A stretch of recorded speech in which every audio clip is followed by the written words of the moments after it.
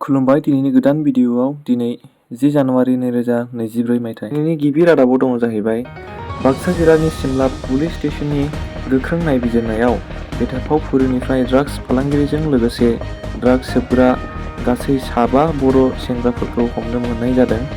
Drugs फालांगिरिनि मुङा पागमारि गामिनि 34 बोसोर बैसोनि हितेश गयारि होनना मिथिनो मोननाय जादों। नैथि रादाबाव दङ जाहैबाय directorate of vigilance and anti कराप्सननि दैदेननायाव रां जाख्ल'नाय हाबाफारिखौ फोजोबनो थाखाय जे गोख्रों बिथांखि लागासिनो दङ आरो हमबोगासिनो दङ, बेबायदिनो नोजोर लाखिनानै धालिगावनि एसआइ चिन्टु दासखौबो आरोबाव हमनो हानाय जादों।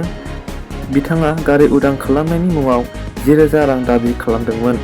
बे समावनो directorate of vigilance and anti कराप्सननि दैदेनगिरिफोरा बिथांखौ हमनो हानाय जायो।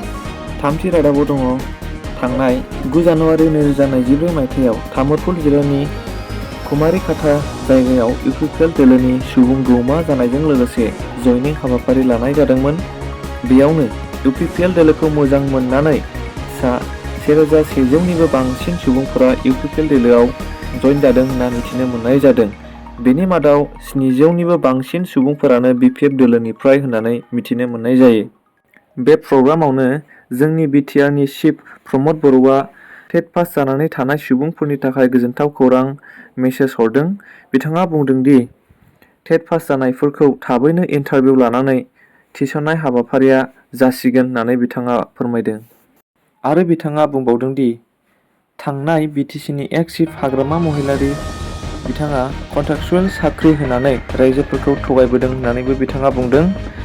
बे कन्ट्राक्चुएल साख्रि होनायनि थाखायनो पाब्लिकफोरखौ गोबां न'खर खुंनायाव जेंना खोख्लैबोदों होननानैबो बिथाङा बुंबावो। आरो प्रमद बर' बिथाङा बुंदों दि दा गासैबो कन्ट्राक्चुएल साख्रिखौ रायजो राजानि जेंना आरो पाब्लिकनि दुखु खस्थ'खौ नुनानै बिथाङा दा रेगुलार खालामजोब्बायबो होननानै मिथिहोयो। दिनैनि मिथिनो गोनां खौरांफोरा एसेनोसै। गोजोन्थों।